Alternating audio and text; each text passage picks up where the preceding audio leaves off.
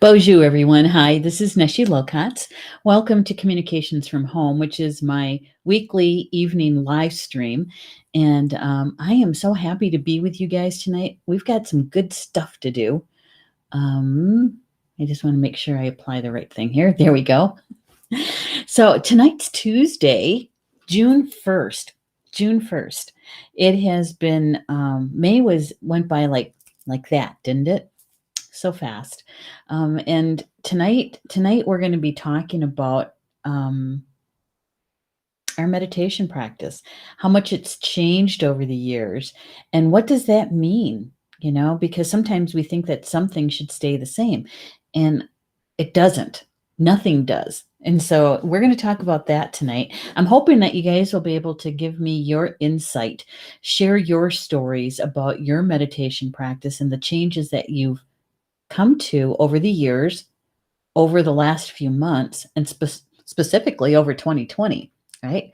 So tonight is all about our meditation practices and changes. And I have to say that I have received some validation and confirmation about those changes that have happened in my meditation practice recently with a bunch of synchronicities. So we're going to share about that as well.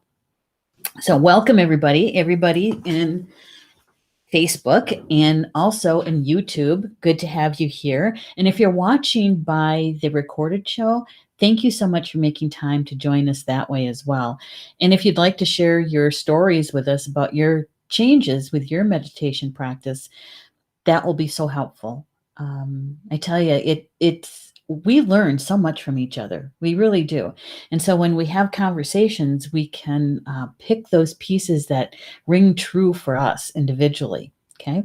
And speaking of that, one of the things I know for sure is that whenever we run across posts, videos, live streams, anything that helps us with our growth, our spiritual growth, and our growth here as human beings on this planet, it's always good to share, especially if you think that this is something helpful to you, right?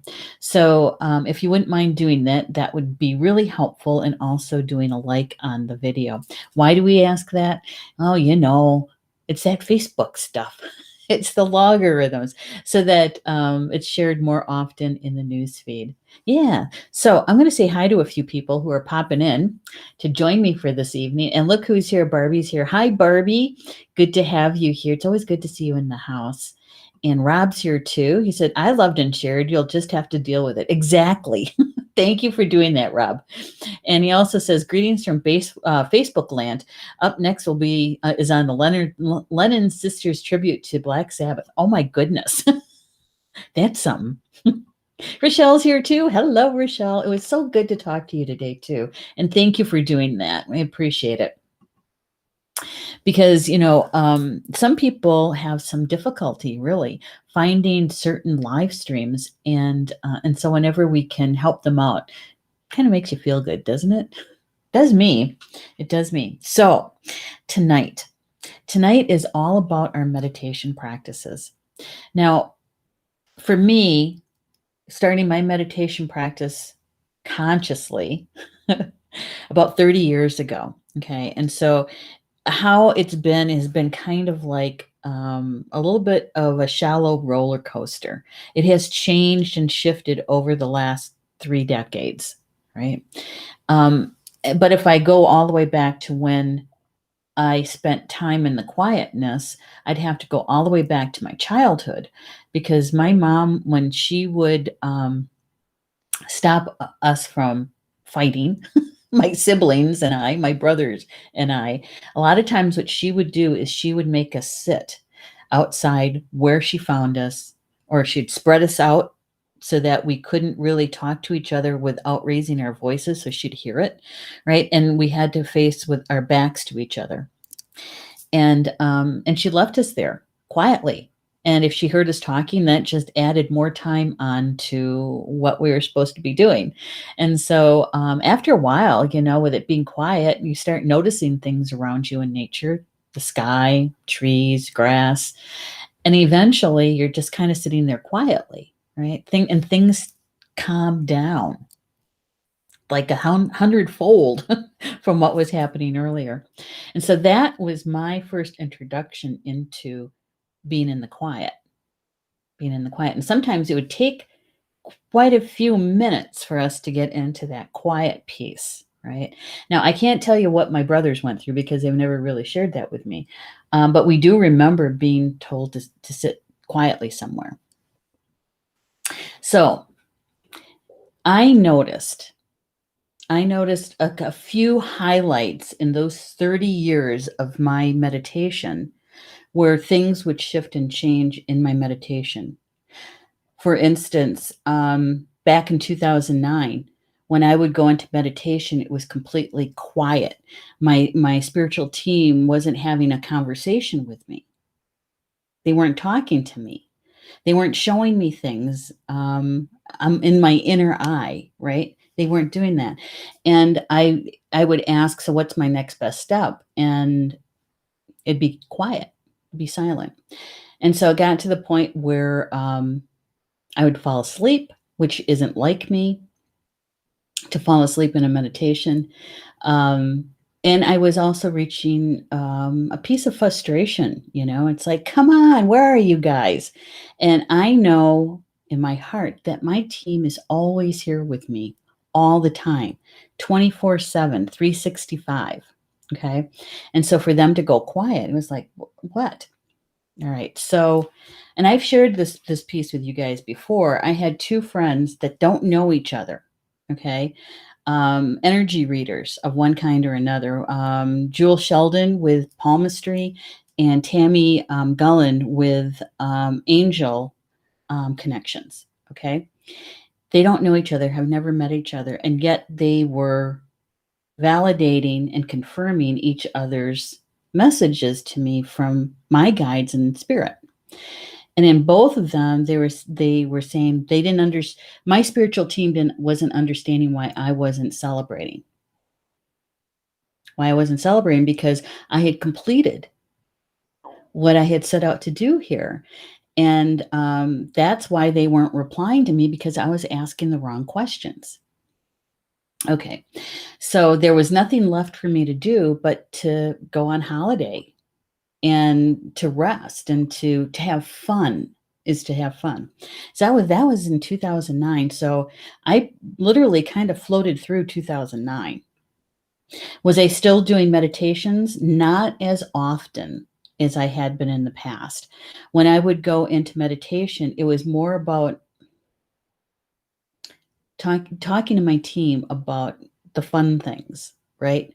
And the things that Paul and I wanted to do, to go places to be, and see if they could help bring us the things that we needed to support that, with dog sitter, with finance, and that kind of thing. So I kind of floated through 2009.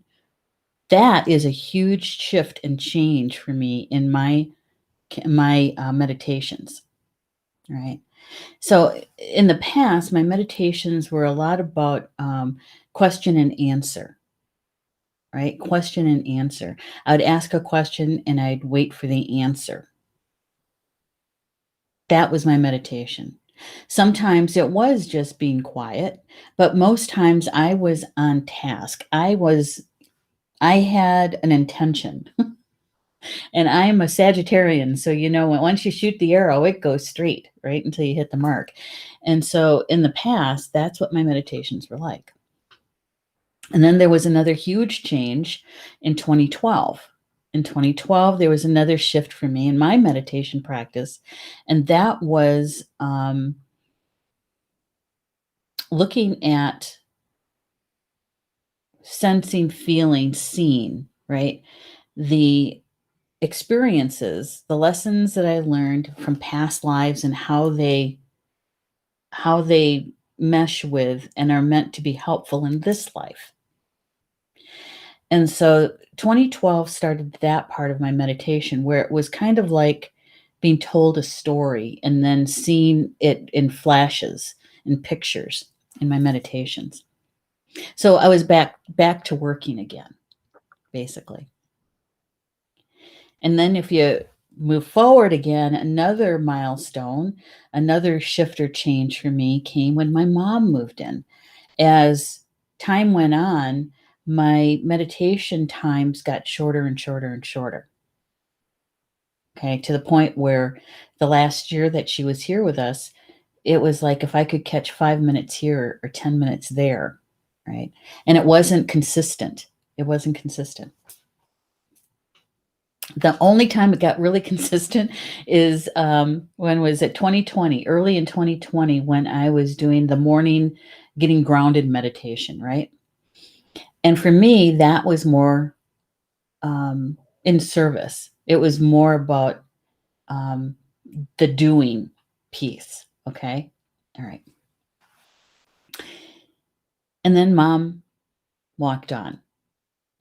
And in January, and I've shared this with you guys, the recalibration journey, right? I was in meditation and I was asking for assistance and guidance. And what am I supposed to do now? How am I supposed to do this? How am I supposed to go through this piece of grief and mourning, right? And what it was they told me to go back to basics. Chop wood, carry water. And for me, that means going all the way back to the very beginning when I first started doing meditations. And I was sitting in the quiet because I didn't know what the heck I was supposed to be doing. And every time a thought would go through, that monkey mind, that busy mind, right? And how I was practicing and how to quiet those thoughts, or at least to recognize them and let them go, right? So I went back to that. And that led to just sitting in the quiet and listening and listening. Now, there wasn't always a lot being said to me. There were times when messages came through, but that wasn't the purpose of my meditation. The meditation was meant to be in the quiet and in the stillness and to sense or feel that stillness, right? Yeah. So those changes. And so my question to you is, have you noticed those changes in your meditation practice over the years, and especially over the last few months? Have you noticed anything? Hey, Deanna's here. Hi, Deanna. Good to have you here. And Karen's here too. Hi, Karen. Good to have you. And Clara's here too. Thank you for being with me this evening. I appreciate it. So, and even if that means that you stop meditating, because there's times even now where I might go a couple of days and not be in meditation. And I'll tell you why in a second. So there's times I left my water upstairs. Rats. Let's see if I can get Paul. Well, Paul's out on a walk. Anyway, there's times when I feel the call, I feel the pull, I feel the desire to be in the quiet, right? And this is different than when I'm doing automatic writing. See, I get the sign, right? The 333 from my team that they have something for me, and to sit and be quiet to do their automatic writing. Completely different. Completely different. This is actually going into my meditation room, being in the dark by myself in the quiet, not asking any questions, not trying to understand something, right? None of that.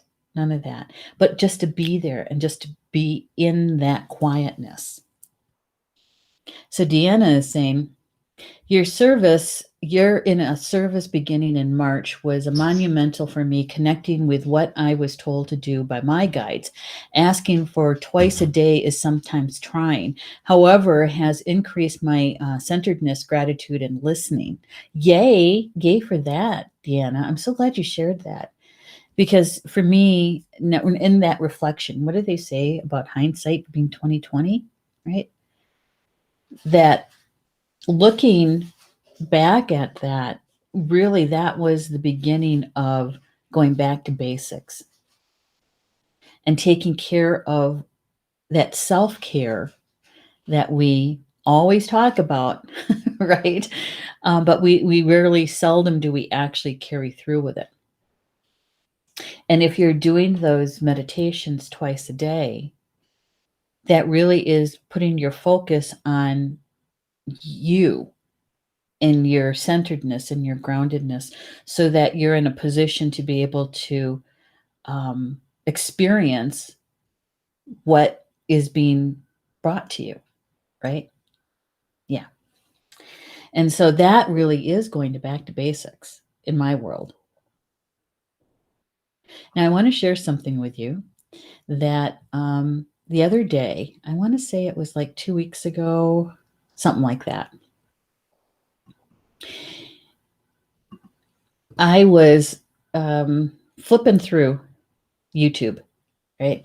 And I was going to the things that I subscribe to. I don't usually just go just through YouTube just to see what's there. I usually go through my subscriptions and see what is new out there.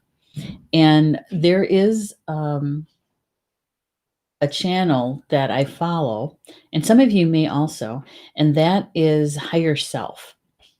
Higher Self. And they have an eclectic group of readers and channelers. Okay. And I noticed that they had a new video out. And it's they're talking about the Arcturians, and they were talking about the evolution. Okay. And it was, I don't know, 15 minutes or so. And so I sat and I watched. I actually listened because there's not much to watch, but I was listening to their channel. And what I realized was that this particular video was really about the validation of the changes that my meditation practice had been come to. And so I found this synchronicity, this YouTube video that was presented to me in a way that I thought, oh, that's interesting. What's that about? And when I started listening, I realized that it was a validation of those changes that I've found in my meditations, right? In how I am experiencing my meditation.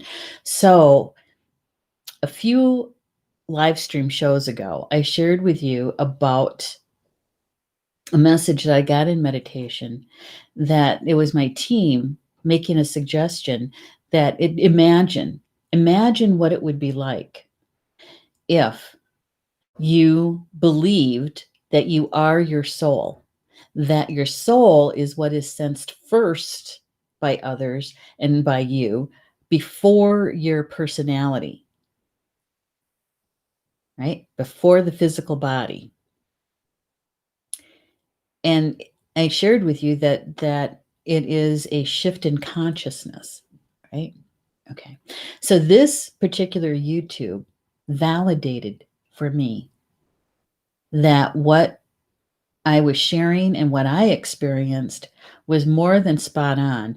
It is actually kind of ahead of the curve in a bit. Okay. All right. So I'm going to get caught up with you guys just a second here. Got to scroll up. Rob is saying the running daily spiritual practice gag with Julie actually did take root in 2020 and was what got me through the COVID crisis. Yes. And all of those little things that were happening up to the point where you made the decision that, yes, I'm doing this, things were happening even prior to that, right, Rob? So it puts you in a position to say, okay, this is it. I'm doing this. And Rochelle says, this past year has been like a roller coaster, not necessarily in a bad way. Upcoming birthday is bothering me, or I am becoming more aware of my mortality, not actually scared of death, just a wonderment.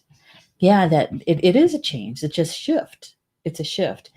And honestly, Rochelle, and I watched my parents go through this, is there's a moment when we accept the place that we're in, right? We accept the stage of life that we're in and what's going on around us and how we're experiencing it. Yeah. My dad was always saying, "Oh, that's for old people." And he was in his 80s when he was saying this, right? Yeah. And so it's in that shift, in that feeling. Sometimes it is in the thought process, yes, because that's a part of us, right? But when it reaches our emotions and our feelings, that's when we experience the big change, the big change. And Rob is saying, recently I found a huge boost in it, which I've needed a lot lately. As you, yes, yeah. And if you hadn't been doing this practice for some time and allowing yourself to adjust to it, obviously you were getting prepared for this particular piece in your life, right? Yeah. And it's going to be interesting, Rob, to see how things shift and change for you when you're on the other side of this piece, and how your practice, your meditation practice, will shift and change as well, right? Because it's meant to. It's not meant to be stagnant.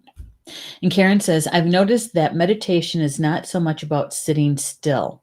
Lately, it's about quiet time and a walk, doing dishes, or petting my animals. It's more time given in appreciation. My team comes in those moments. I lately just go with this, and I'll tell you why. Hey, look who's here. Hi, Jocelyn. Good to have you here. Okay, so here's the thing, is that with this last change, the shift in my meditation, is that it really is about being in that quietness, noticing what it feels like, not necessarily being able to find the words to describe it or to express it, right?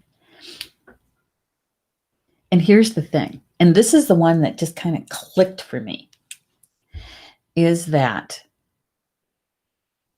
how we feel connected to the universe, to all of creation, to the creator in our meditations. It elevates our frequency so that it is closer to our original frequency, right? And that's what we're sensing.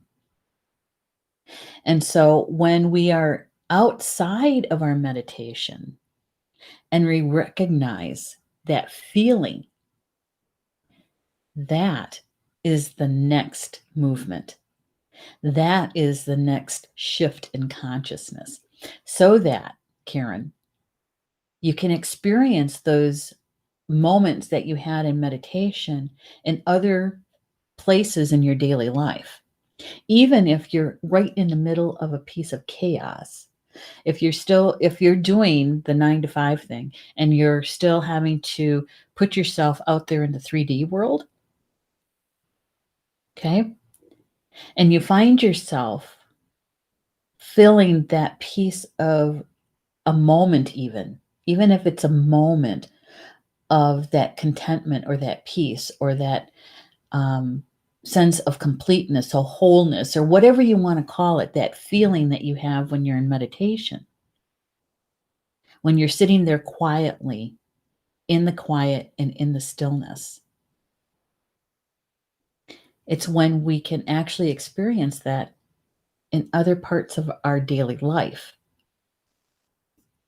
That's huge. That's huge. That means, this is what I got out of it. That means that when we slide back and forth energetically, okay, we're always doing spiritual growth. That never stops, that never slows down, that never ceases. It's constant movement by energy, okay, our spiritual growth. So when we are remembering what it's like to be in to have our frequency at a higher frequency, sometimes what happens is that we slide back, right? We slide back into that lower dimension.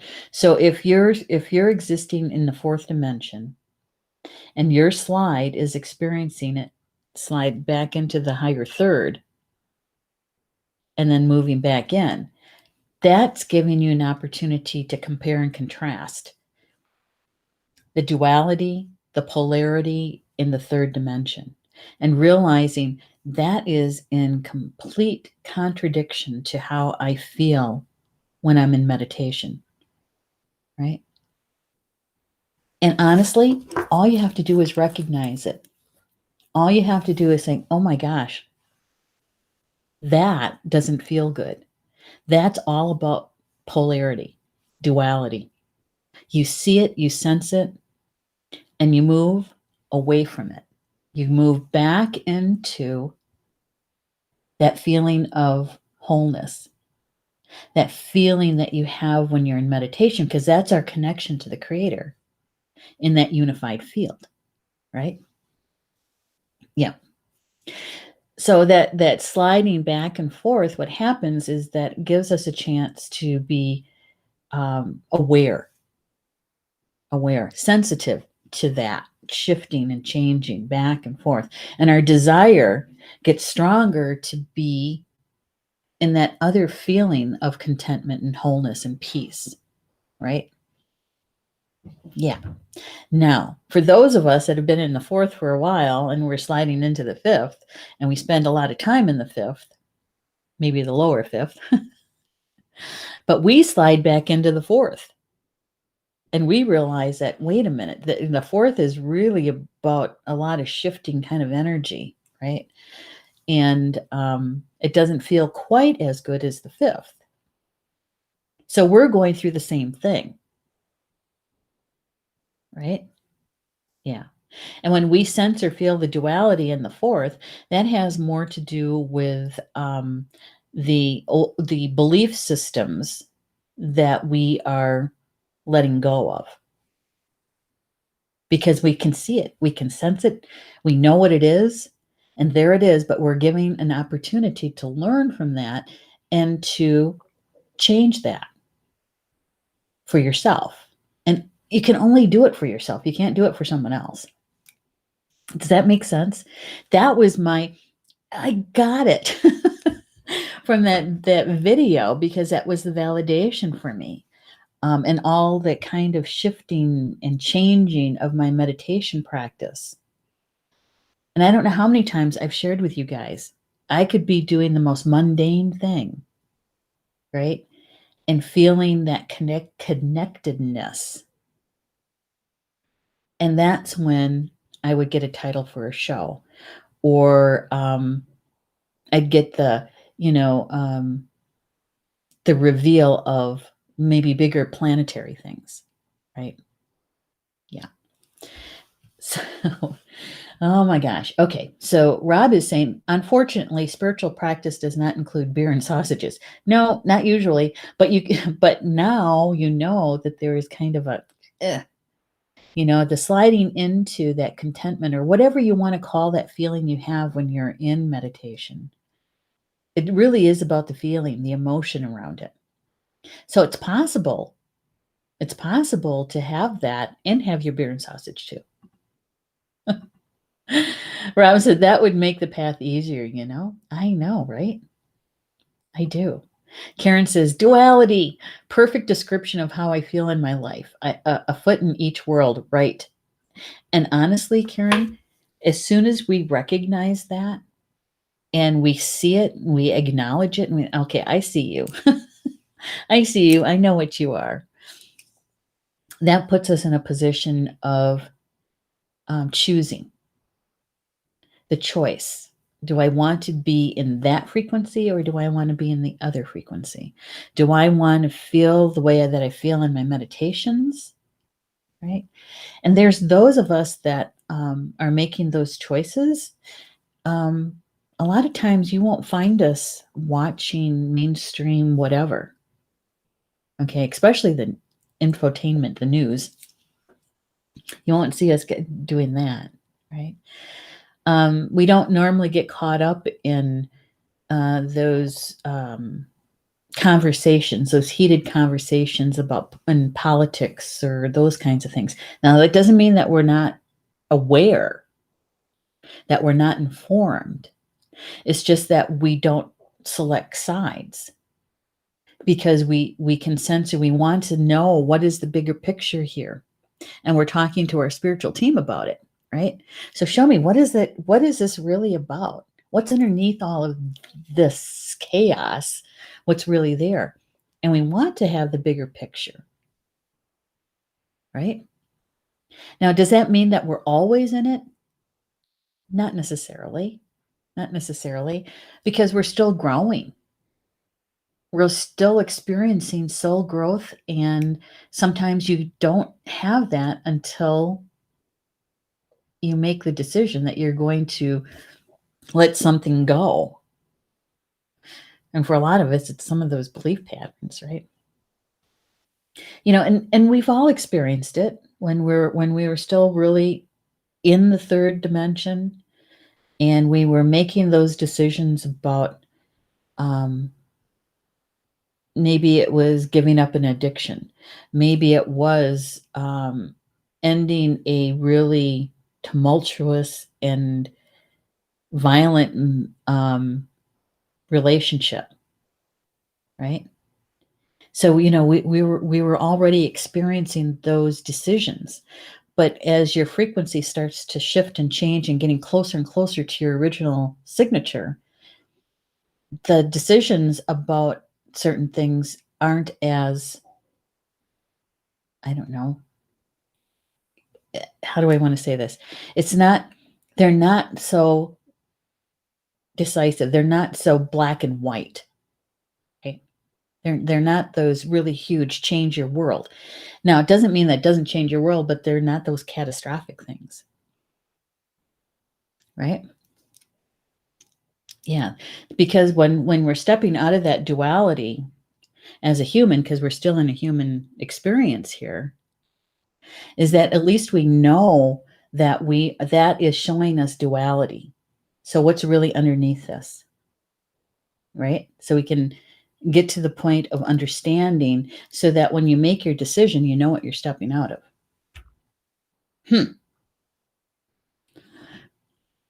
And Rob says, I'm not aware. I don't know a damn thing about anything.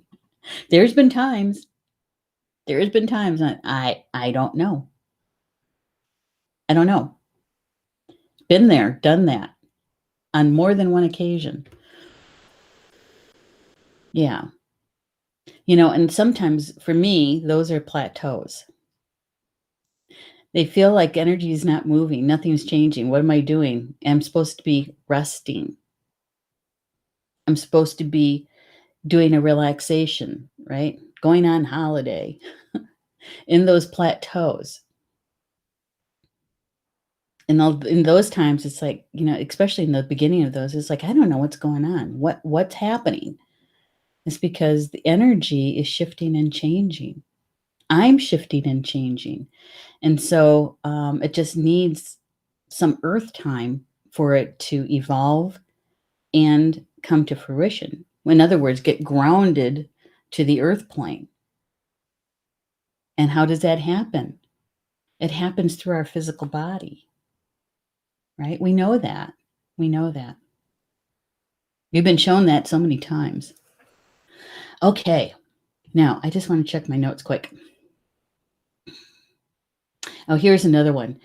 Is that we are refraining from,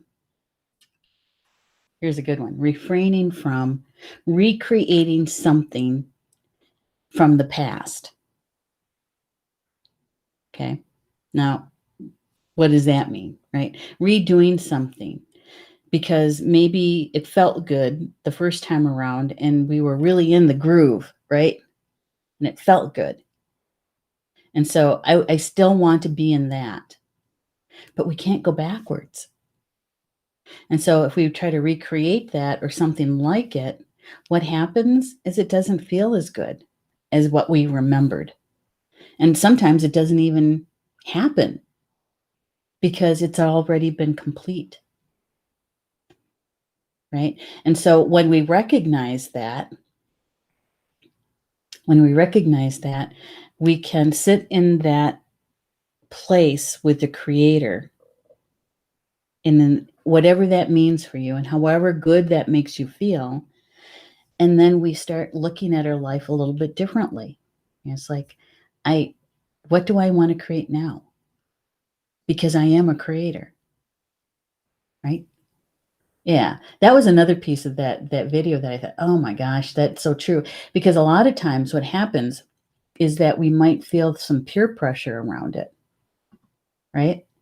Whether it's friends, family, your culture, your society, where they think, those belief systems that if you're not doing something, if you're not um, succeeding and striving, right, making something happen, that you're not really being productive. Or perhaps the people in your life don't want you to change, because it upsets their apple cart a bit. Yeah, been there. Been there, and probably will be there again at some point. Yeah, that peer pressure. And um,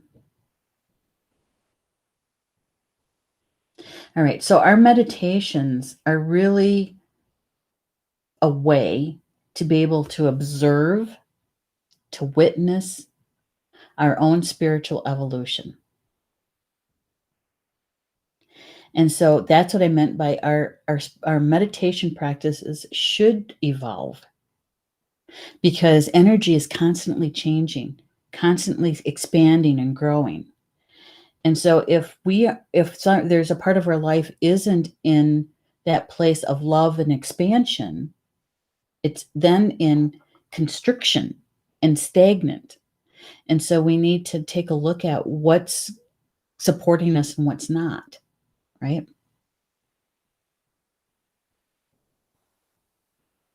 And so for me, here's this really helpful question, is to ask yourself if there's been times when you've stopped meditating, or it felt more like I'm supposed to, like it's another job, right? And if you ever find yourself in that place, then you need to do some self-reflection about your meditation practice. What about it needs to shift and change?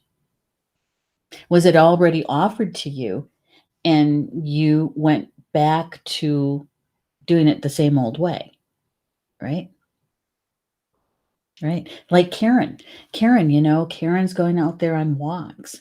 She's spending time with her animals. That's her meditation time. Now, if you're still wanting and it still feels good to you, and you're in that connection with the creator, and you're in a more traditional kind of meditation where you're doing mantras or doing something like that, that's okay too. That's all right. What's more important is that you're feeling those emotions. You're feeling what it's like to have that connection. You're not necessarily having this big long wish list, and how do I do this and how do I do that? Bring me this or bring me that. That you're actually finding that good feeling in being in the quiet, listening to I'll call it the heartbeat of the universe, right? To feel that wholeness, that you're included in that you're not separate from it. All right. Rob says, I very much have to, even if I don't want to. And that's okay. And that's okay. All I'm saying is that when there's a shift, is to go with the shift and not get stuck into something that is that was servicing you in the past, but not as good in the present, right? Is to go with it. Do not neglect the morning meditation, Aleister Crowley. Yeah, yeah, and that morning meditation, however it feels, you feel the connection to the creator. That's the most important thing. And for some people, it would be in more of a ritualistic kind of way, right? Which is good. And other people, it might be good taking that walk out in the woods. Or for like Rochelle, down by the river and spending time with the river, feeling the connectedness with the river, right? Yeah. So all I'm saying is be aware of that shifting of your meditation practice. Rochelle, thank you. Great words, a lot of wisdom. Well, I'm just sharing some of the things that have happened recently with me. And I'm hoping that it's a way to be able to start a conversation, right?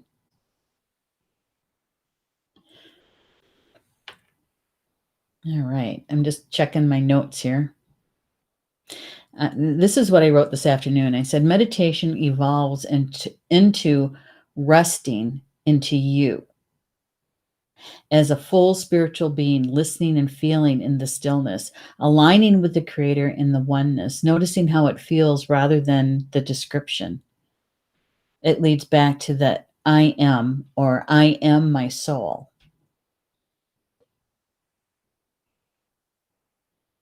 Yeah. So this validation coming from this video, this YouTube, was it was one of those connections to my team. You know, they wanted me to get this information. It was a nudge that I accepted. And the thing is that when we're accepting of where we are at in our lives, our state of being, no matter where that is, okay, is that we're creating from that particular place or experience. So if you're finding yourself sliding out of fourth into third, back into fourth, or the from the fifth into the fourth and back and forth, is that how you create and what you're creating is coming from that experience. From that experience. So all we have to do is really recognize it. And it's really one of the important steps in our evolution. The recognizing that and accepting that we are a divine being and that we're already complete. And it's in the growth that we signed up for, that's where we're finding the shifting and the changing. Yeah. So I don't know. I thought maybe you guys would enjoy. I don't know if any of you actually listen to any of the higher self YouTubes, but I thought you'd like that. If you haven't experienced them yet, I thought I'd put it in the comments. I might have misspelled Arcturian. Rochelle, wow. Yeah, exactly. And wait, Julie's here. Hi, Julie. Good to have you here. Yeah, anytime's good time, right? You're never late. You're always on time. That's Indian time, or Hawaiian time, or Mexican time, or Grecian time, or Sicilian time. We all the cultures, we have it, right?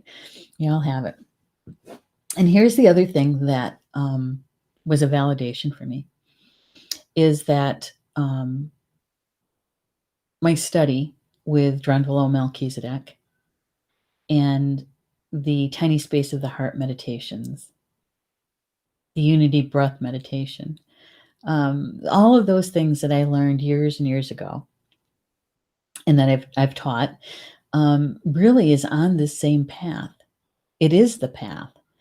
And for me, that led to where I am today, right? Yeah. And so when we find ourselves realizing all of our experiences we've ever had in this particular life, leads us to our soul growth in the moment that we find ourselves right now. So everything that you've ever experienced in this life has led to this moment, this experience that you're having. So when I say that, and I'm doing these live streams and I have Star Nations, I started doing activities and that sort of thing when I was a kid leading up to this moment. Everything. Even all the studies that I've done with the different teachers, all of the healing of my emotional and mental traumas leads me to this moment. And so all of it is needed for here. No matter what decisions we made in the past, whatever that path that we took, and sometimes it was the rocky road, deep in the thickets. And other times we did take the higher road, and that was a completely different experience, right? All of those. And I think that when we get to the point of not seeing it as good or bad, right? In that duality is when we can see it for what it was and is, and that is for our spirit to grow, to experience, to add to our wisdom. Yeah. And that doesn't make it mean that all those experiences that brought you to your knees makes them smaller or less. No, not at all. It does make them feel more complete, that there was a higher purpose for them, even though that might have been the lowest part of your life. Yeah, because you got through it, or you're getting through it. And when we do that and we find ourselves on the other side, sometimes it takes us a while to really appreciate it and see the bigger picture, but we can get there. And we have a spiritual team to help us to do that, right? And our meditation times are important, no matter how they manifest themselves. Whether it's like me, you're sitting in a darkened room and you're sitting in the quiet with not a whole lot of stimulation going on around you, or if you are taking that walk in the woods, right? Or you are doing a more specific ritual every day or nearly every day. That's the important thing, that we find our sense of wholeness and completeness, that we are a part of the universe, that we're not separate from it. That's huge. That's really huge. All right. So, one of the things that I wanted to make sure I shared with you is that, one of my upcoming I actually have 2 upcoming classes. We have a drum making class coming up June 12th, and that's full. So that we're not taking any more registrations for that. But the following weekend is Journey of Remembering, and that is about what we're talking about tonight, is creating from that unified field. It's about all those studies that I did with Drunvalo Melchizedek. And so we do have room for 2 more people in that particular class. And so if you're interested in something like that, you can always contact us and register through our website. Let me get that for you. And before I do that, I'm going to pull this up. And here we go. I'll give it a solo while I get the information here. So the journey of remembering, because everything that we really need to know is in our hearts, in that sacred space of our heart. And so it's actually not really learning anything, but remembering. Of remembering.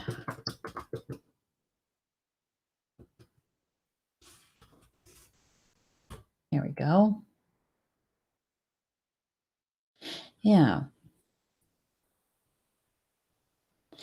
And sometimes, how spirit usually works with me anyway, or through me, is I get these validations that I'm on the experiences I've been having are spot on.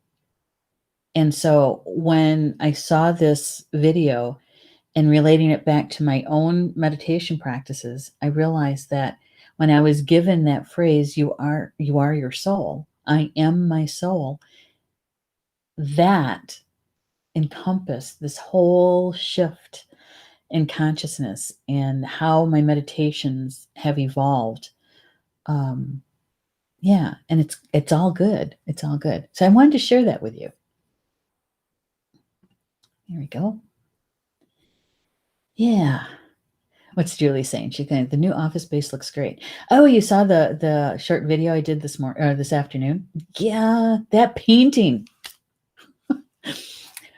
those walls was quite an experience because we had to paint the ceiling, and the paint that we bought, the color and everything, the paint that we bought was supposed to be able to cover in one coat. Well, I was covering this really bright shade of pink. And so it actually took 2 coats to cover. But you know what? It took us the weekend, the holiday weekend, it's done, and now I'm moving on to the next piece to actually move the office in there. I need to get an area rug and get the curtains up and that kind of thing. But, we're so much closer than what we were. Oh, Karen says, definitely the experiences that rocked my world are my most valuable. I recognize that my lessons in those are deeply rooted in how I empathize with others. Yes, absolutely. Absolutely. Because you can actually say, well, I understand where you're coming from. And my experience wasn't exactly the same, but I feel you. Yes. And they can feel you telling them something from your heart. Right? It's just not words. It's actually the empathy that's coming through. And that's big. That's big. She says, your shirt this evening looks the same color of your new office. Well, yeah, it does have this color green. This is kind of like a sagey green. There's times in that office where it does look like this color. Yes. Yeah, I do like it. I walk in there and I think, oh, I love this color. I do. And of course, Thunderbird. How can I go wrong with that, right? Yeah, it's good. It's a good color. And I can't wait. Now let's see, next week, June 8th, I'm not going to be having a live stream show on Tuesday, June 8th. I'll share with you why. Is that June 8th would have been my mom's birthday. It would have been her 102nd birthday. And I'm going to do something special that day, just between her and I and the creator. And I'm not sure how it's going to affect my energy. I could be just fine. But if I'm not, I know what it's like when that fatigue hits, because it's the emotional energy with the grief in the morning that really just kind of zaps me. And so I didn't want to have to be in a position where I would cancel a show, right? So um, next Tuesday, I'll be taking that night off and doing some things that I'm going to share with you, but probably not until the 15th. Okay.